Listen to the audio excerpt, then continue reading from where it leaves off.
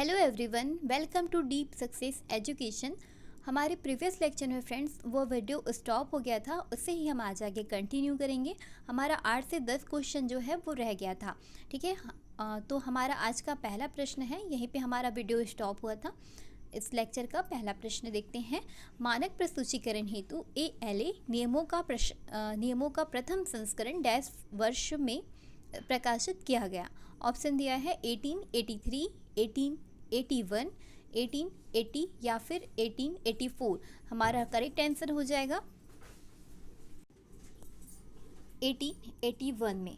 मानक प्रस्तुतिकरण हेतु ALA नियमों का प्रथम संस्करण 1881 में प्रकाशित किया गया था। ओके, हम लोग ने ALA की जो स्थापना है वह देखा था। आप लोग को ध्यान होगा 1876 में ALA की स्थापना हुई थी और कहाँ हुई थी? शिकागो में। ओके, तो आप लोग को ये याद होगा। अब आगे अगले प्रश्न की ओर बढ़ते हैं। हमारा अगला प्रश्न है, यूनेस्को द्वारा कौन से सॉफ्टवेयर पैकेज का निर्माण ग्रंथालयों में कंप्यूटर के अनुप्रयोग को बढ़ावा देने हेतु सृजित किया गया था? ऑप्शन है लाइब्रेरियन, संजय, CDS-IC और मैत्री। करेक्ट आंसर क्या हो जाएगा? CDS-IC।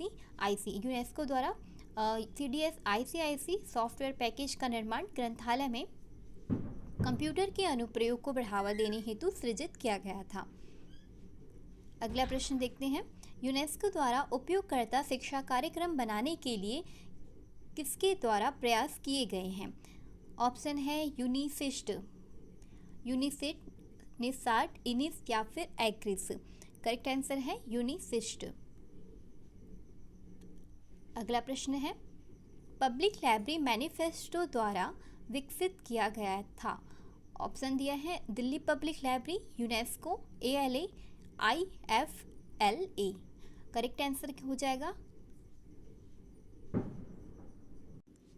यूनेस्को। ठीक है, पब्लिक लाइब्रेरी मैनिफेस्टो द्वारा विकसित किया गया था यूनेस्को। ओके, अगला प्रश्न देखते हैं। विज्ञान और प्रौद्योगिकी नीति सूचना विनिमय प्रणाली कार्यक्रम का डैश के द्वारा प्रवर्तन किया गया। विज्ञान और प्रौद्योगिकी नीति सूचना विनिमय प्रणाली कार्यक्रम का डैश के द्वारा प्रवर्तन किया गया।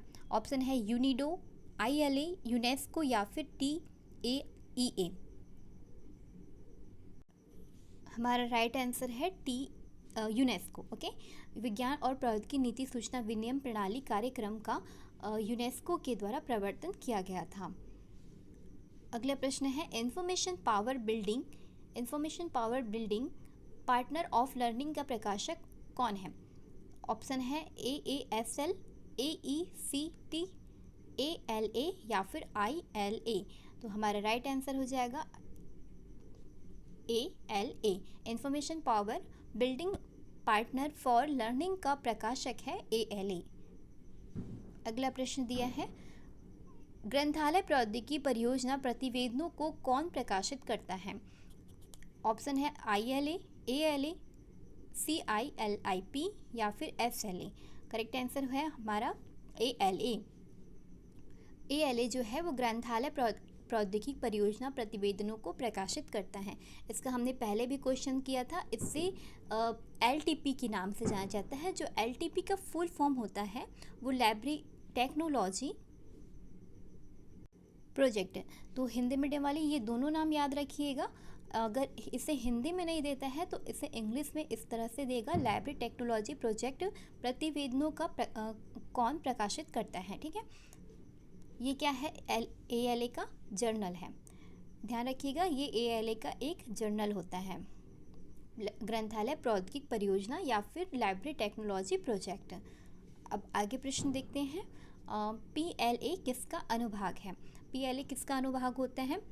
PLA के जो होते हैं फ्रेंड्स वो 8 अनुभाग होते हैं। PLA के कितने अनुभाग होते हैं?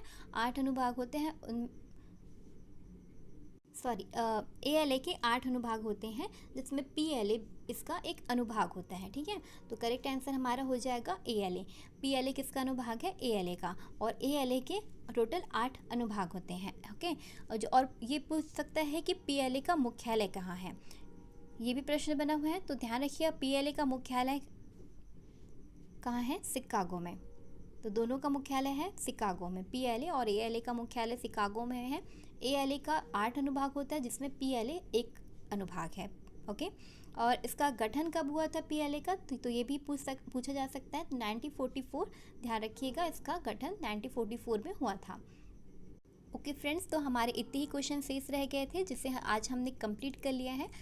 मिलते हैं हम अपने नेक्स्ट लेक्चर की ओर। Thank you for watching.